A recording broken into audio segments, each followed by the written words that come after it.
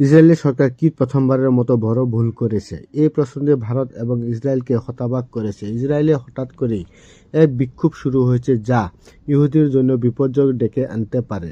বেশ কয়েকজন অবসরপ্রাপ্ত ইসরায়েলি সামরিক কর্মকর্তা, সাংবাদিক এবং হাজার হাজার নাগরিক তাদের নিজের সরকারের কাছে একটি গুরুত্বপূর্ণ দাবি করেছেন। তারা সর্বসম্মতভাবে বলেছেন, আমাদের পাকিস্তানকে থামাতে হবে, আমাদের অবশ্যই পাকিস্তানদের আমাদের ভূখণ্ডে প্রবেশ করতে বাধা দিতে হবে। হাজার হাজার ইসরায়েলি বিশ্বাস করেন যে ডোনাল্ড ট্রাম্প তার নিজের স্বার্থে ইসরায়েলে পাকিস্তানের মতো ভাইরাস ছড়িয়ে দিয়েছেন। এই ভিডিওটি আপনাকে জানাবে ইসরায়েলে এই বিক্ষোভের কারণ কি। আসলে ইসরায়েলিরা বলছেন যে পাকিস্তানি সেনাদের গাজায় প্রবেশ করা উচিত নয়। সেই ইসরায়েলিরা বিশেষজ্ঞদের মতে এটি এমন একটি ভুল হবে যার জন্য চরম মূল্য দিতে হবে। ইসরায়েলিরা তাদের সরকারকে বলেছেন যে তাদের পাকিস্তানদের বিশ্বাস করা উচিত নয়। আপনি জানেন যে ডোনাল্ড ট্রাম্পের গাজার শান্তি পরিকল্পনার অধীন গাজায় একটি আন্তর্জাতিক স্থিতিশীলতা বাহিনী মোতায়েন করা হবে।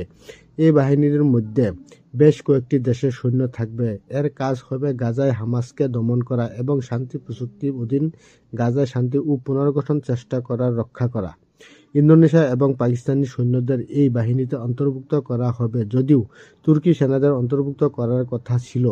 ইসরায়েল স্পষ্টভাবে তা প্রত্যাখ্যান করেছেন যে আন্তর্জাতিক স্থিতিশীলতা বাহিনীতে তুর্কি সেনাদের চায় না, কারণ তারা তাদের উপর আস্থা রাখে না। তবে প্রাক্তন ইসরায়েলি সামরিক কর্মকর্তাদের মতে গাজায় পাকিস্তানি সেনার মোতায়েনের ফলে বিপজ্জনক প্রমাণিত হতে পারে। তারা বলছেন যে তুরস্ককে যেভাবে অবরুদ্ধ করা হয়েছে পাকিস্তানকেও সেভাবে অবরুদ্ধ করতে হবে।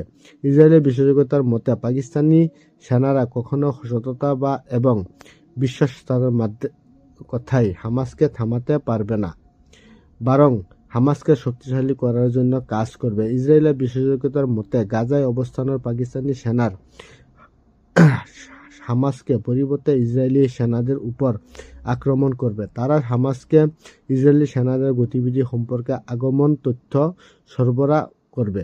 ইসরায়েল বিশ্বাস করে যে যদি পাকিস্তানি সেনারা গাজায় পৌঁছায় তাহলে ইসরায়েলের দুর্গরা একটি বড় হুমকি তৈরি হবে। পাকিস্তানের একমাত্র মুসলিম দেশ যার পারমাণবিক অস্ত্র রয়েছে। ইসরায়েলের একটি বৈধ ভয় যে পাকিস্তান তার শত্রুদের মধ্যে প্রধান ইরান তাদের পারমাণবিক অস্ত্র দিতে পারে। যে কোনো মূল্য পাকিস্তানি সেনাদের গাজায় প্রবেশ থেকে বিরত রাখতে হবে।